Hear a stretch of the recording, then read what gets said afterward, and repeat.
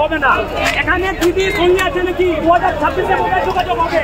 আপনি যা করছেন এটা ভালো করছেন না।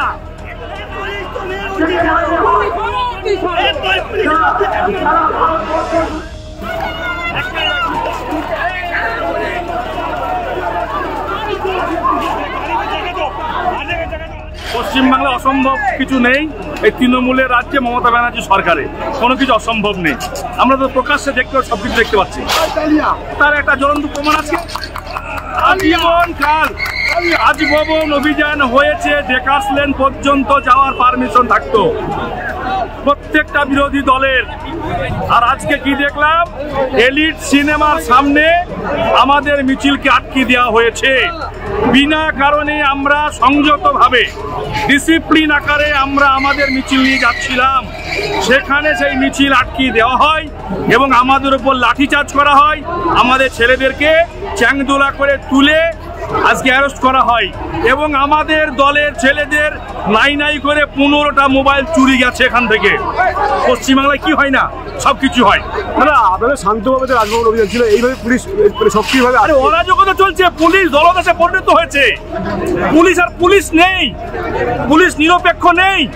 পুলিশ একটা বিশেষ দলের হয়ে কাজ করছে, সেই জন্য ওরা করতে পারছে। ওরাও তৃণমূলের নেতা, ওরাও তৃণমূলের কর্মী। আপনারা কি ডেপুটেশন জমা দেবেন? আমরা ডেপুটেশন জমা দেব। আমরা আগামীতে বৃহত্তর আন্দোলন নামবো।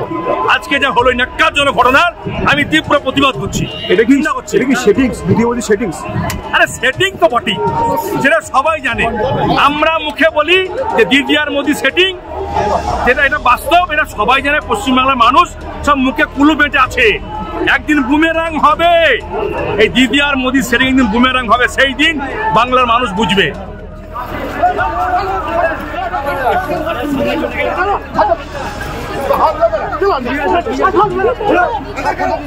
আপনি ফোন কেন ফেলে দিলেন?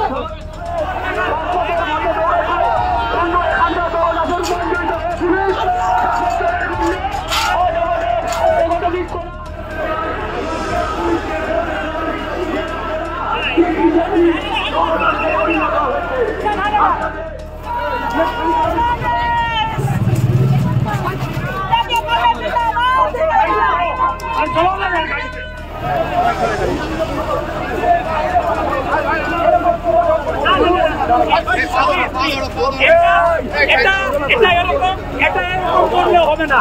এখানে দিদি সঙ্গে আছে নাকি 2026-এ বোধহয় যোগাযোগ হবে। আপনি যা করছেন এটা ভালো করছেন না।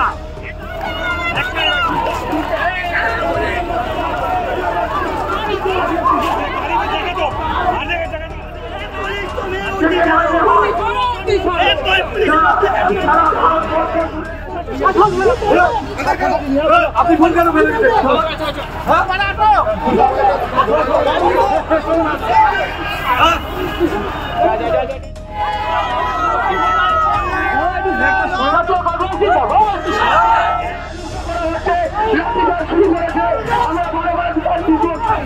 আমাদের ভিডিও ভালো লাগলে লাইক এবং শেয়ার করুন। কমেন্ট সেকশনে গিয়ে জানান আপনাদের মতামত। আরও ভিডিও পেতে আমাদের চ্যানেল সাবস্ক্রাইব করুন এবং প্রতি মুহূর্তে খবরের আপডেট পেতে প্রেস করুন বেল আইকন।